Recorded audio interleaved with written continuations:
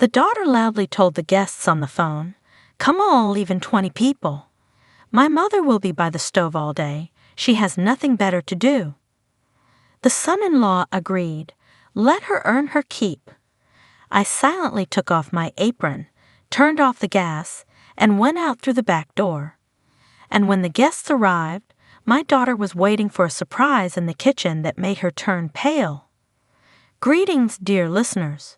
Before I begin telling this complicated story of my life, I ask you to support our channel. Subscribe, leave a like, and write in the comments which city you are listening from. This is very important for us. And now, enjoy listening. I had just settled into my favorite chair, the one by the window that caught the morning light in soft golden swaths across the carpet, a cup of tea warming my hands, the steam curling lazily into the air.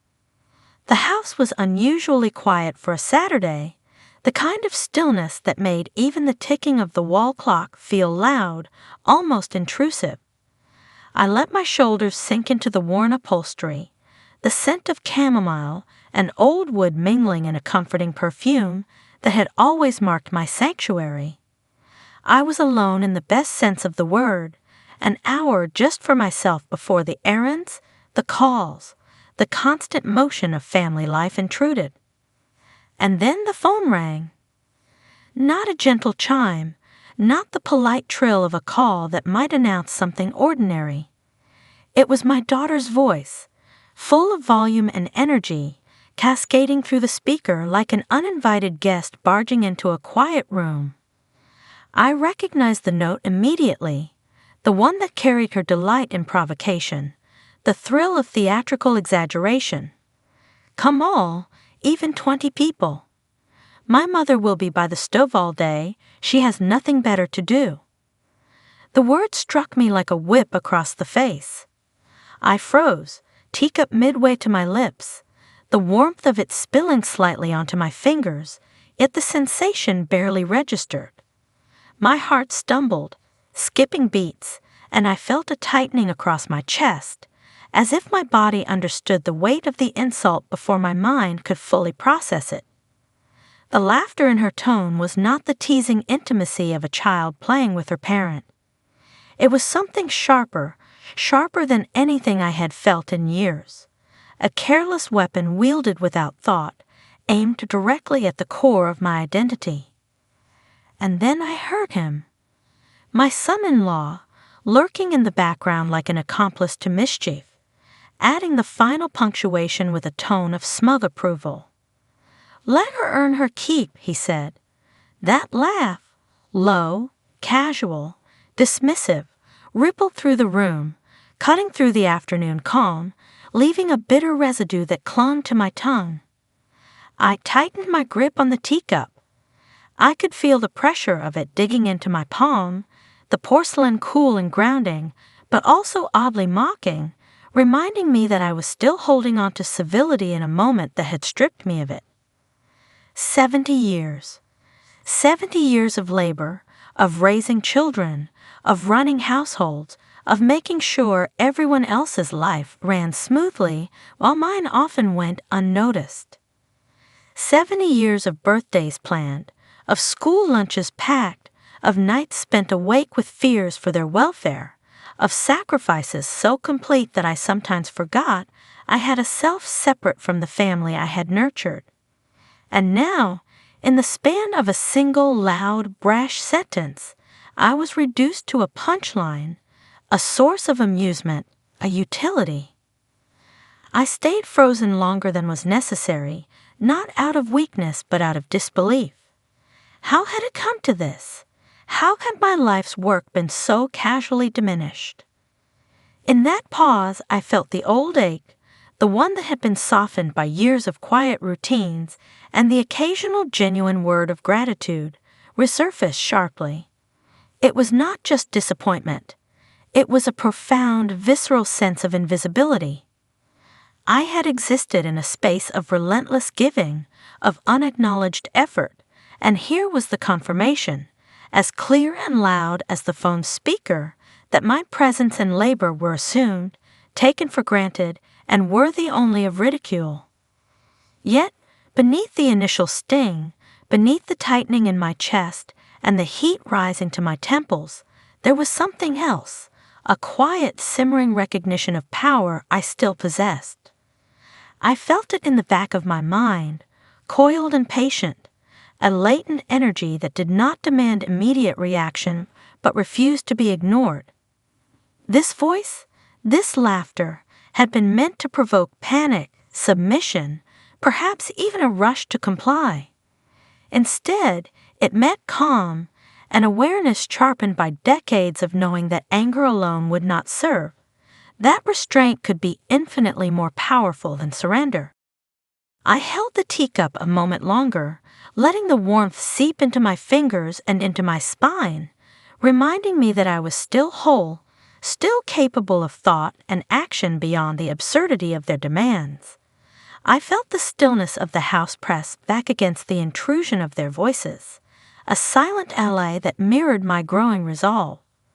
The insult hung in the air, heavy and absurd, and yet it was an invitation, a test, if I chose to take it, and perhaps a revelation of the boundaries I had too long allowed to blur. I placed the teacup gently on the saucer.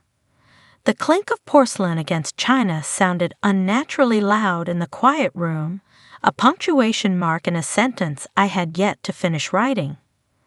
I let my fingers linger on the rim, feeling the thin, hard edge, grounding myself in a world that, for all its absurdity, I still controlled in the smallest, most deliberate ways. I would not rush. I would not shout, but I would act. And that, I realized with a clarity as crisp as the autumn light spilling across the carpet, was a beginning. I didn't speak. I didn't even breathe audibly, though the rhythm of my heart seemed deafening, each beat hammering against my ribs with a ferocity that startled me. The room felt impossibly small, the walls closing in with the weight of absurdity and disrespect. My daughter's words echoed in my mind, repeated over and over as if on a cruel loop, the laughter of her and my son-in-law threading through each repetition like needles prickling my skin. I sat frozen for a long, measured moment, the teacup now empty in my hands, a pale and inadequate shield against the storm that had been unleashed. A strange cold fire began to simmer inside me, not the red, immediate flare of anger, but a slow, steady burn that seemed to travel along the lengths of my spine and coil in my chest, drawing my focus inward, sharpening my senses. It was as if every indignity I had swallowed over decades, every slight unnoticed or dismissed, every labor rendered invisible, had congealed into a single, precise awareness of injustice. This was not mere irritation.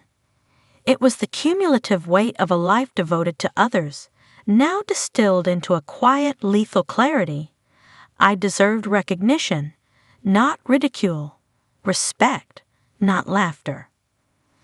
I became acutely conscious of the silence surrounding me. The ticking of the wall clock seemed to slow, each tick striking like a metronome to the rhythm of my pulse. The faint hum of the refrigerator, the soft rustle of leaves brushing the window pane outside, the creak of the floorboards as I shifted slightly in my chair, all of it magnified, all of it bearing witness to my resolve. I realized with a sharp, almost physical sting, that their voices, the mocking, casual cruelty of my family, had been intended to provoke, to dominate, to assert control. And yet, I remained unmoved. I felt an almost perverse satisfaction in my immobility, a refusal to rise immediately to the bait. My daughter might think she had unearthed compliance, but she had only unearthed patience. Slowly, deliberately, I rose. The movement was measured, calculated, each step an assertion of autonomy I had long deferred. My hands went to my apron, the faded fabric heavy with the memory of countless meals prepared, countless chores completed, countless invisible sacrifices rendered with silent devotion. The apron, my constant companion in domestic labor, had been an unspoken badge of duty, of care, of unquestioned submission. Yet now it felt suffocating, a symbol of misplaced loyalty and imposed servitude. I untied the strings with meticulous slowness, letting the fabric slip from my shoulders. It fell to the floor with a soft thud, a sound that resonated in the hollow quiet of the kitchen like a final declaration.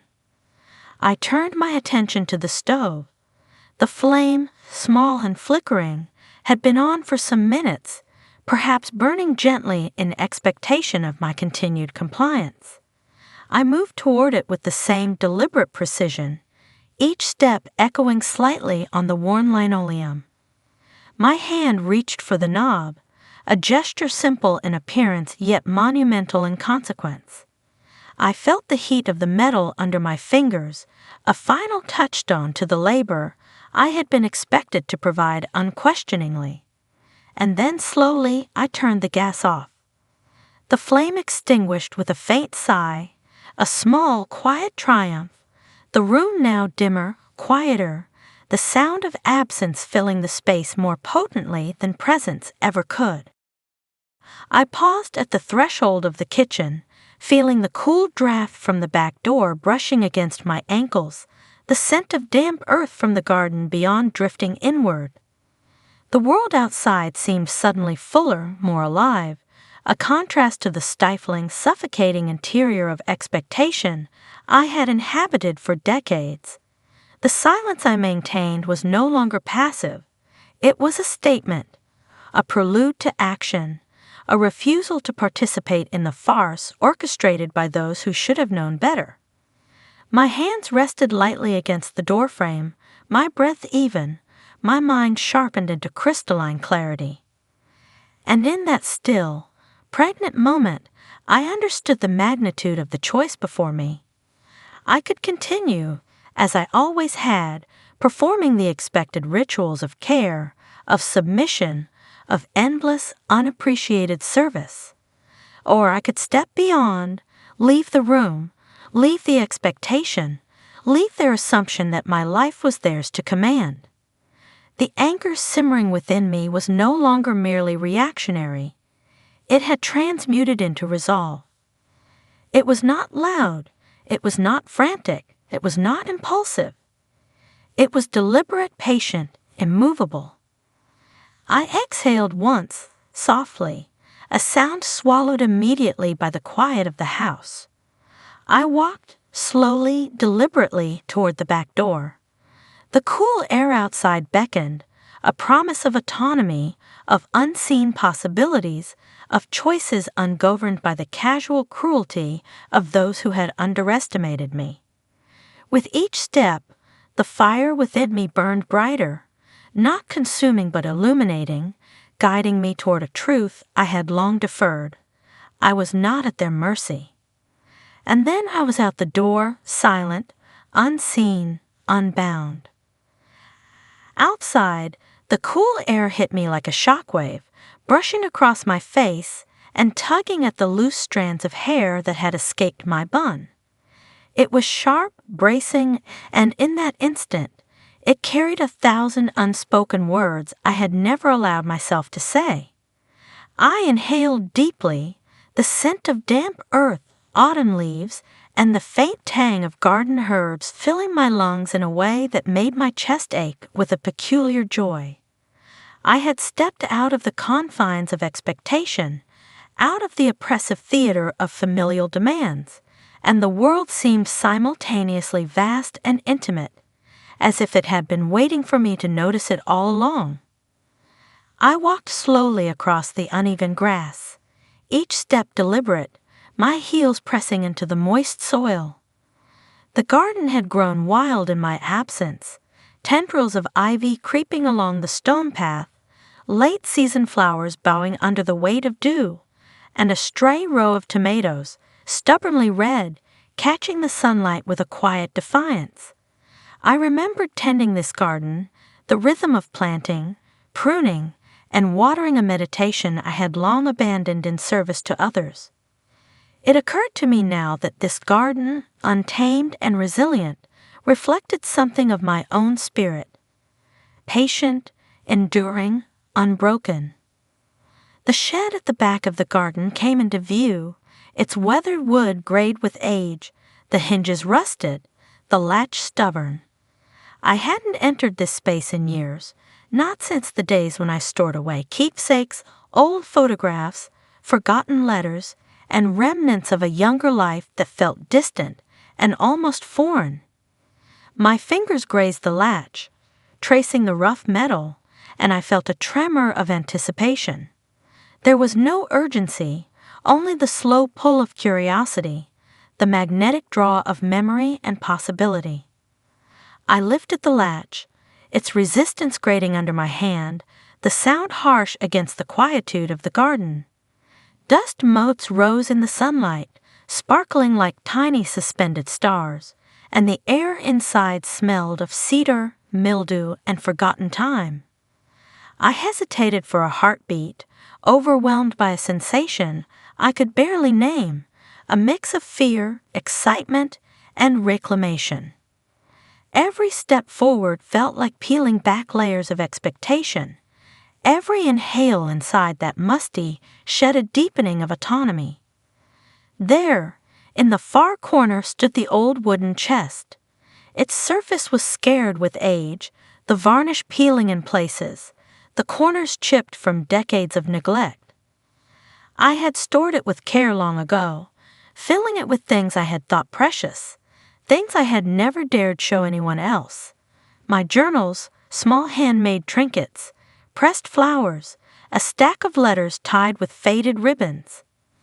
I had forgotten the weight of this chest, had forgotten that it held fragments of the life I had led for myself, not for others, not as a reflection of someone else's expectations. I knelt in front of it, feeling the rough wood press against my knees, the cold seeping into my bones, and lifted the lid. The hinges groaned, a long drawn-out sound that echoed in the shed like a herald of something lost and yet intimately familiar. Sunlight spilled over the contents, illuminating the journals stacked unevenly. The letters yellowed with age, the pressed blooms flattened but still vibrant with color. My fingers trembled slightly as they hovered over the topmost journal. The leather cover was cracked, soft with handling from years past, the pages worn and smelling faintly of cedar and ink. I touched it gently, reverently, as if I were reacquainting myself with an old friend. Each page seemed to pulse with the energy of a younger version of me, the woman who had dreamed, who had loved deeply, who had fought for small victories in silence. I ran my fingers across the delicate handwriting, the looping cursive that had once recorded fleeting joys, secret hopes, and frustrations never spoken aloud. In those words I felt my own voice again, a voice I had muted in the service of others' lives.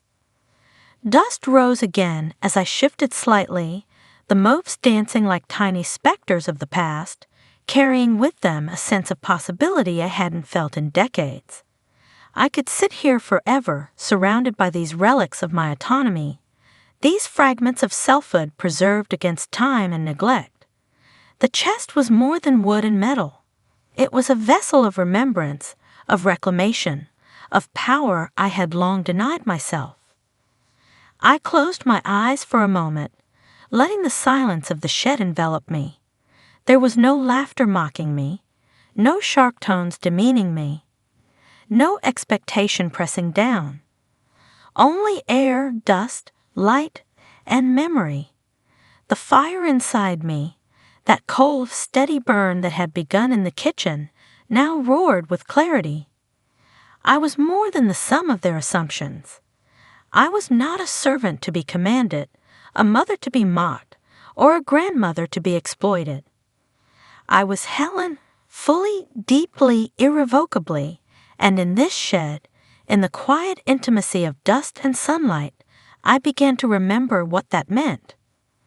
I lifted the journal again, letting my fingers trace the familiar indentations of my own handwriting, and I felt a thrill of quiet rebellion, a surge of agency that neither laughter nor sarcasm could diminish. For the first time in what felt like an eternity, I felt completely, utterly free, anchored not to their expectations, not to my role as caretaker, but to myself. And in that liberation, I sensed the subtle beginnings of something else, the readiness to act, the awareness that the world I had left unquestioned for so long could, perhaps, bend in response to me at last. Inside the chest lay my carefully preserved dishes, each one a testament to decades of practice, patience, and intimate knowledge of flavors that had once brought warmth to my home. Roast chickens, their skin crisped to perfection and golden under a layer of secret herbs. Casseroles layered with tender vegetables and savory sauces that had been perfected in quiet afternoons of experimentation. Pies, sweet and fragrant, their lattice tops a delicate lattice of flour, butter, and memory. Even my famous chocolate cake, rich and moist, the aroma of cocoa and sugar still clinging faintly to its surface despite the week that had passed. I had prepared these dishes in secret, a deliberate act of preservation, anticipating a day exactly like this, a day when my labor might be twisted into a jest at my expense. I ran my fingers over the lids, brushing against the condensation of careful storage, the smoothness of glass, the subtle give of pastry crust. Each dish held not only the flavor of the ingredients, but the weight of intention, the quiet defiance of someone who had long learned to live in the margins of their own power, waiting for a moment to reclaim it. A mischievous smile formed on my lips, a small private celebration. They wanted spectacle. They wanted compliance. They wanted to reduce my life's work to fodder for their amusement. Very well. They would have a surprise, but it would unfold entirely on my terms. I crouched in front of the chest, taking a moment to examine each dish, to reconnect with the subtle, almost imperceptible nuances I had layered into every recipe. The roast chickens were brushed with a glaze of honey and rosemary, the skin slightly crisp where the heat had kissed it most. The casseroles carried a hidden depth, nutmeg in the bechamel, a whisper of smoked paprika that would make even the most skeptical palate pause. The pies were sweet, yes, but balanced, their fillings a subtle negotiation between tartness and sugar, a silent assertion of control over flavor and expectation. The chocolate cake, my crowning glory, had been given an extra layer of ganache, dense and rich, that would collapse into perfect, molten folds if handled with care. I felt a surge of quiet pride. In the kitchen, they thought I was powerless.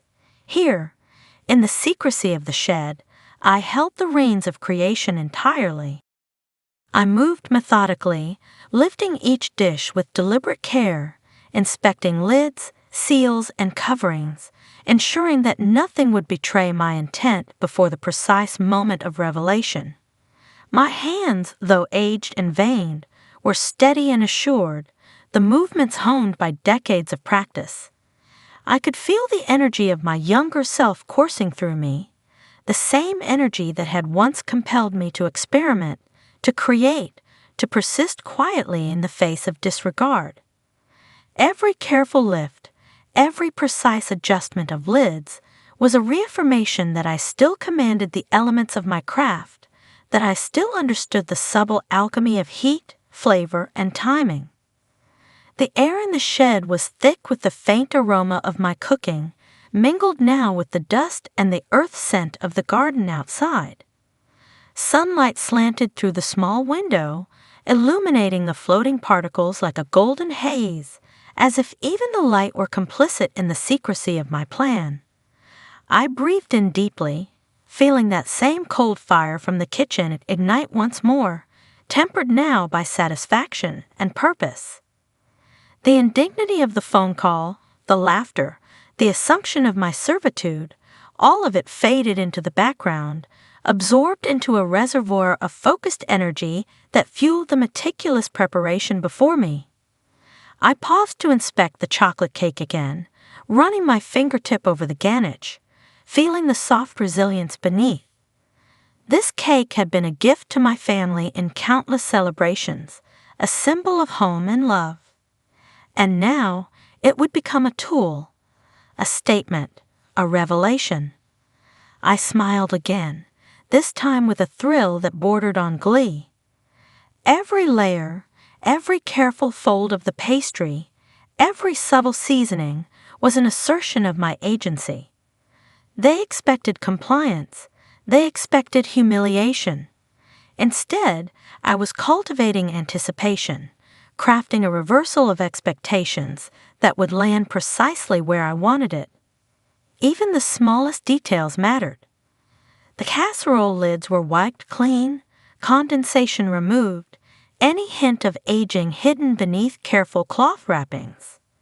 The pies were rearranged so that their latticed tops would catch the first light of attention just so, drawing the eye before the bite could speak. The roast chickens were rotated to show their most perfect golden surfaces, the herbs aligned along the top in a pattern that pleased the eye and hinted at mastery. The chest, a humble wooden vessel, now contained not only food but power, intention, and memory. I leaned back, taking a slow breath, feeling the quiet authority that comes from preparation, from planning, from controlling the moment before it arrives. The garden around me hummed softly, with wind through leaves, the distant crow of a bird, the faint rustle of a stray cat passing unseen. I felt untouchable, invisible in my sanctuary, holding within my grasp the potential to rewrite the narrative of the day. The indignity and cruelty that had sought to define me would encounter a force they could not anticipate, my deliberate, measured, secretive power. And in that shed, surrounded by dust, sunlight, and my creations, I allowed myself a long, satisfied exhale. The day's unfolding would be mine, orchestrated with precision, flavor, and intention. I had waited decades for this quiet vindication, and I intended to savor every second before it arrived. The doorbell rang with a crisp, insistent chime, echoing through the quiet of the house like a summons to ceremony. I could hear it through the back door, muffled slightly by the distance and the thickness of the garden walls, but the sound carried enough urgency to quicken my pulse. Inside, I imagined the metallic click reverberating across the kitchen tiles, bouncing against the counters, against the polished wooden chairs that sat empty, waiting. 20 people. I counted the echoes in my mind, as if rehearsing the magnitude of what had been promised, what had been demanded of me. Friends, cousins, neighbors, all streaming in, voices blending into a cacophony of expectation and merriment, completely unaware of the silent absence that would soon alter the rhythm of their day. I stayed at the back, just beyond the frame of the garden window, invisible yet fully present, letting my gaze drift across the yard. The sunlight slanted at an angle that caught the dew still clinging to the grass, each droplet sparkling like a tiny jewel, oblivious to the tension building inside me. The scent of wet earth mixed with the lingering aroma of herbs and vegetables from the garden, a gentle, grounding fragrance that steadied the tremor in my hands. I could see them arriving, coats rustling, shoes scraping lightly against the porch steps, the low hum of greetings and laughter threading through the open doorway. My daughter, always oblivious to nuance, stood in the kitchen, her posture a blend of anticipation and self-satisfaction. She did not see me yet, did not sense the absence that now framed her expectations. I watched her straighten the apron around her waist, adjust her hair, and flash a grin that was all teeth and certainty, a grin that had never considered the possibility of being wrong. She was smug in her assumptions, proud of orchestrating a scenario in which I would be frantic, flustered, consumed by the demands of their arrival. She had envisioned the kitchen ablaze with chaos, her mother scuttling from stove to counter, an anxious, apologetic shadow of domesticity. I allowed a slow, deliberate smile to play across my own face, though it remained unseen, private, contained. In that smile, I held a quiet satisfaction, the simmering power of anticipation. They had assumed control over me, presumed to dictate my actions and my time. They had believed that 70 years of labor, of nurturing of quiet perseverance, could be reduced to a punchline in a joke they would share over cocktails and conversation. They had been wrong, completely, irrevocably wrong. From my vantage point, I could hear snippets of conversation as guests passed through the hallway into the kitchen, the soft scraping of shoes against floorboards, the occasional cough, a laugh that rose a little too high, a voice breaking slightly in excitement or fatigue.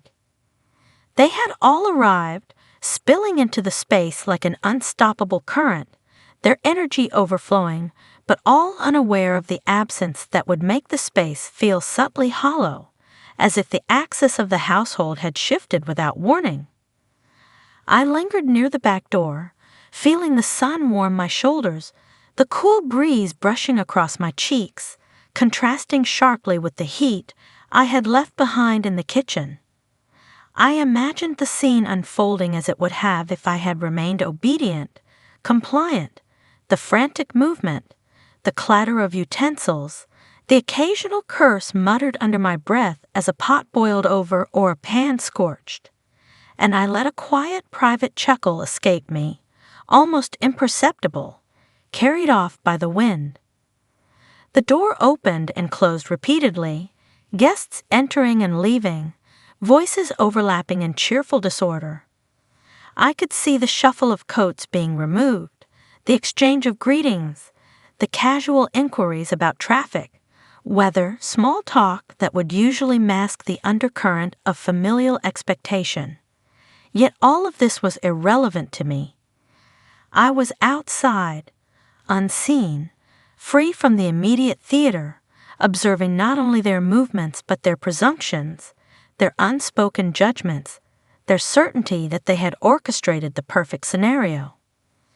I watched my daughter move among them, her hands gesturing as she spoke, her eyes bright with anticipation and self-congratulation.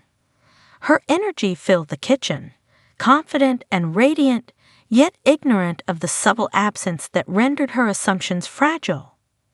She had planned a spectacle, a moment of dominance, expecting to orchestrate the stage upon which I would perform my role as dutiful mother. Instead, she had created a blank space, a pause in the rhythm, a vacuum into which the reality of her miscalculation would eventually enter. I remained still, feeling a pulse of exhilaration, a thrill in the quiet knowledge that the narrative had shifted without their awareness. My absence was deliberate, strategic, and rich with meaning. I breathed in again, deeply, the scent of garden and earth mingling with the faint aroma of the kitchen carried on the wind. 20 people had arrived, laughter and conversation filling the house, yet the axis had moved, quietly, imperceptibly. And I lingered there, savoring the tension, the anticipation, the delicious weight of being unseen while fully present, knowing that the day I had prepared for in secret was poised, patient, waiting for the precise moment of revelation. The stage was set. Her face went first a soft pink, then a sickly shade of white as she swung open the pantry door. I could see the muscles in her jaw tighten, a twitch in the corner of her mouth, the quick, shallow inhale she tried to mask with a laugh that never fully reached her eyes. The shelves were immaculate, scrubbed to a shine, entirely empty of the ingredients she had assumed would be scattered in preparation. No flour dusted across the countertop. No jars of sugar or spice jars open to mid-measure. No half-cut vegetables waiting for a pot. Everything gleamed with a sterile perfection that mocked her expectations. The refrigerator, too, yielded the same shocking clarity. She flung it open, the door rattling slightly on its hinges, and the light inside cast sharp reflections off spotless glass shelves. There were no trays of marinated meats, no bowls of prepped salads, no forgotten sauces clinging to the corners. Nothing. The absence of evidence was absolute. Her eyes widened, darting from shelf to shelf, the rationalizations forming and collapsing too quickly to follow. She opened the freezer, thinking perhaps I had moved the ingredients there, and the cold blast did nothing to hide the truth. Neat stacks of ice packs and frozen vegetables, but no signs of hurried preparation, no remnants of cooking in progress. I could almost hear her mind working, the frantic calculations, the disbelief brushing against stubborn denial. I'm here, she must be here, how could she not be? She promised she would cook. She always cooks. But even as the thought solidified, the cracks in her certainty grew, tiny fissures of dread stretching through the smug facade she had worn moments before. The sound of her intake of breath was sharp, involuntary, betraying the first taste of panic. I let her stew a moment, savoring the tableau. The guests were murmuring among themselves, not noticing the shift in the room, but still reacting to the subtle change in her posture. Her hands rose to her face, then dropped sharply, fists tightening at her sides, nails pressing into her palms as though holding back a storm. I could see her attempting to maintain composure, yet the mask was slipping, the humor she had carried on the phone evaporating, replaced by the stark realization that her plan had failed spectacularly. I stepped from the back doorway, my presence quiet but undeniable. The cart I had positioned carefully in the shed now rolled beneath my hands, laden with platters polished to a shine, pies with latticed tops perfect and unbroken, steaming dishes that carried the aroma of long-simmered broths, rich sauces, and herbs whose fragrance curled into every corner of the room. Each dish was an assertion of mastery, a declaration of intent. The air thickened instantly with scents that could not be ignored: rosemary, thyme, browned butter, caramelized onions, chocolate melting softly in the oven-warmed cake. The guests reacted first. Their heads turned, murmurs of delight rising in pitch and volume, unaware of the tension crackling behind the kitchen doorway. Their curiosity was immediate, drawn by the sheer volume, the unexpected presentation, the meticulous arrangement that suggested care and anticipation far beyond casual preparation. They leaned forward, their hands reaching instinctively for plates, a chorus of "Oh my, look at this," and "It smells incredible," filling the space, wrapping around the walls and draping over the counters like an electric current. And there she was, my daughter, frozen mid-step, eyes fixed on the cart. The color had drained from her face entirely, leaving pale skin against the warm glow of the kitchen lights. Her mouth parted, no sound emerging, and her hands trembled slightly as she raised them, then let them fall limply to her sides. The pantry, the fridge, the supposed absence, they no longer mattered. The brilliance of the reveal, the inevitability of the control I now wielded, struck her with full force. I could see her mind racing, scrambling to assemble explanations, to claim some kind of clever ruse, but the truth of her miscalculation glimmered too sharply, cutting through the defenses she had relied upon. I allowed the moment to stretch, savoring it. The air around the cart seemed almost a pulse, carrying with it not just fragrance but authority, confidence, The satisfaction of decades of knowledge and preparation crystallized into one perfect, undeniable tableau. I could feel her heartbeat echoing in her chest, hear the faint catch in her throat, a sound almost drowned by the clamor of the guests, but distinct to me. The realization was complete. She had assumed chaos, expected flustered confusion, and found only deliberate calm, meticulous precision, and full mastery of the very domain she had attempted to commandeer. I let my eyes sweep over the assembly, noting the gleaming dishes, the steam curling like soft ribbons into the air, the tiny decorative flourishes I had added in secret, a sprig of parsley here, a delicate drizzle of caramel there, small gestures that would draw attention, applause, admiration.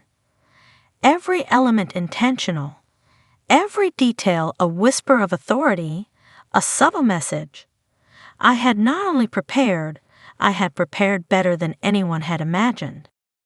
And there she stood, pale and speechless, while the guests began their delighted murmuring. The power had shifted silently, invisibly, yet undeniably. In that instant, I felt the long, quiet satisfaction of one who had waited decades to reclaim a moment of respect, recognition, and authority. I placed the first platter carefully on the long oak table, its surface polished to a warm gleam that reflected the overhead light in gentle golden strokes. The dish, a roast chicken, its skin caramelized to perfection, the aroma of garlic and rosemary curling upward, was heavier than it looked, each movement deliberate, precise, a silent declaration of control. I could feel the subtle weight of history in my hands, decades of practice, decades of patience, decades of small, unnoticed labors, all converging in this single deliberate act. Leaning slightly toward my daughter, I let my voice fall to a whisper, soft but unshakable. Sometimes, I said, each word deliberate, carrying the gravity of years, you forget that even your mother can surprise you. The words hummed between us like a faint bell toll, clear and unyielding.